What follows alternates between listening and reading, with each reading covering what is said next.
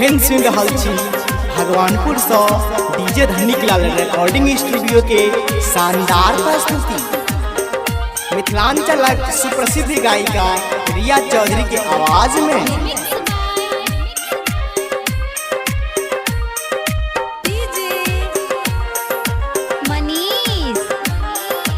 वारिशनगर समस्तीपुर, वारिशनगर समस्तीपुर। माँ गे मंदिर तोहरबै छी, दुख नहीं किया बुझै छगे। मैया गे मंदिर तोहरबै छी, दुख नहीं किया बुझै छगे। किया नहीं बुझै छगे मैया, किया नहीं बुझै छगे। मैया गे मंदिर तोहरबै छी, दुख नहीं किया बुझै छगे। जननी मंदिर तोहरबै छी।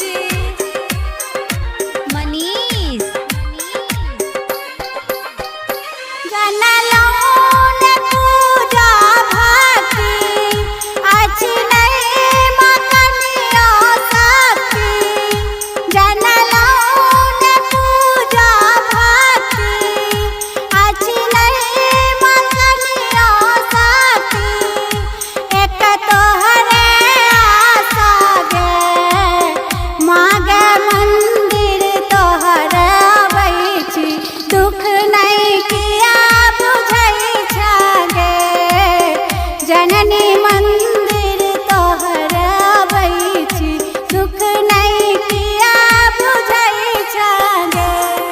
जननी मंदिर तोहरबै छी।